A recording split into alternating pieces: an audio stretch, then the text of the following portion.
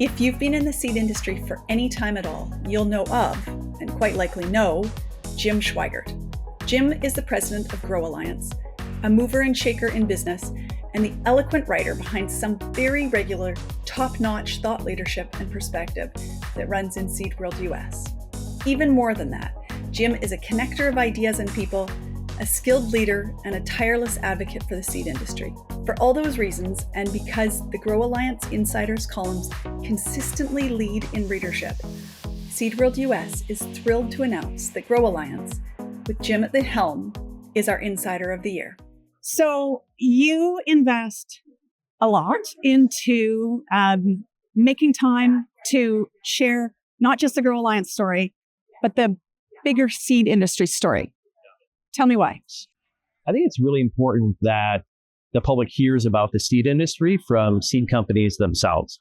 Because if we don't tell that story, others are going to get to be able to write those chapters for us.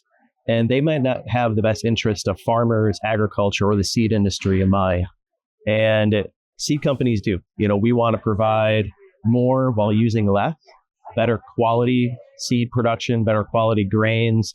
And if we aren't communicating that, those that may not see agriculture the same way that we do are going to be able to write that story, and we want to be able to tell it. We want to own that message ourselves. So now it's not always an easy job, though. Communicating with the general public, communicating with consumers, even with policymakers, comes with challenges. Yeah. How do you overcome that? I think it's just being your authentic self as your company and telling your story from the perspective that you have. And, a lot of times people think, well, I want to say certain things or I want to make sure I get this in.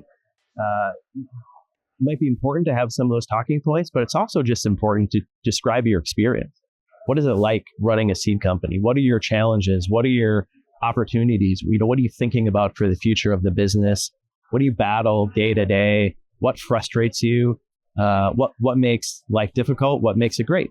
And just sharing those real stories, that's what cuts through all the noise. That's what cuts through the, anti-technology or anti-innovation arguments that are out there. It's just being who you are in your company and telling your story. So in so many things in the seed business, collaboration is key. I know Gro Alliance is huge on collaboration.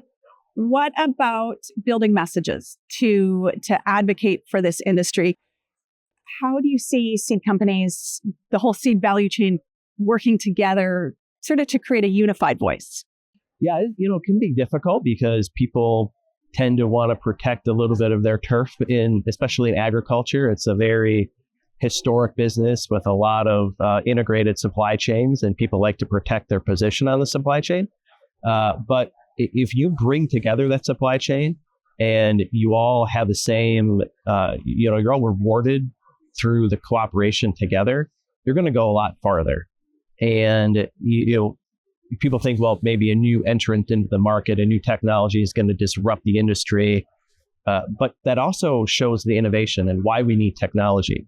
So even if somebody's a competitor or somebody might be challenging a supply chain position, there's elements of their story that you can tie into the broader message for the industry. And there's a lot of audiences for what we talk about in seed and agriculture, from organic to GMO and everything in the middle. And so it's finding those right messages that resonate and, being able to lift up companies that are doing innovative new things and promoting why that matters and why it's beneficial. So in the seed business and in any part of business, thinking about the future is a pretty huge component of what we do.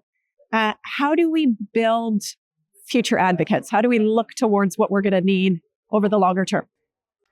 I think it's making sure that people who are new to your company understand the entire story.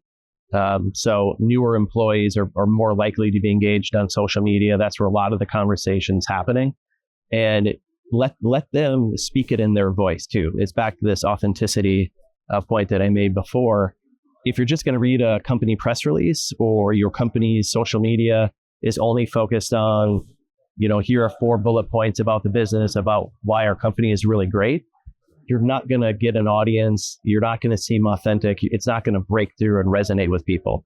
But if you have newer employees posting fun videos of the day-to-day work they're doing, something out in the field, something in the facility that looks interesting and it's told through their lens, through their voice, that's going to bring more credibility to the brand because people can relate to that.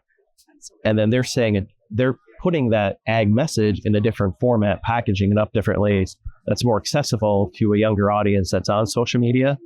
That creates the different mindset and the different positioning. Okay, one more for you. I told you 5 questions and I know I'm over, but you've got good insight. No problem. There are definitely some companies out there who are a little bit nervous sometimes of telling their story, especially on social media, because it feels daunting. You are going to have people coming back to you with comments and they might not feel comfortable with that. What would you say to them about why they should just get out there and communicate it anyway?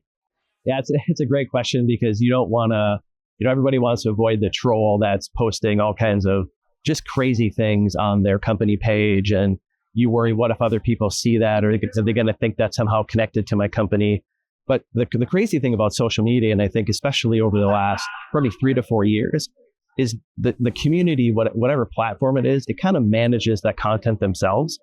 And those people that are posting these, kind of outrageous remarks and comments and ideas look way outside of the norm, especially when your company is communicating it in a real way. And don't be afraid to engage with them with some fact and say, well, I see you posted XYZ. It's actually this. We know because we're in the business. Right. And you can have a little bit of fun with it. You're going to make a mistake. But that's part of being authentic and being who you are. And, so my broad advice would be, don't worry about those trolls. They're not going to disrupt your company message. People can see that for what it is. And if you have an authentic online and social media presence as a company and as a person, that's going to carry through those one-off comments. Makes so much sense. We always talk at Seed World about being a seed value chain company, but our real business is people connecting people. And really, that's the case in anyone's business, that you need to be building those relationships. And through communications is so huge. Yep. Jim, it's always a pleasure. Thanks so much for making time. Super appreciate it. No, I appreciate it. Thanks for having me.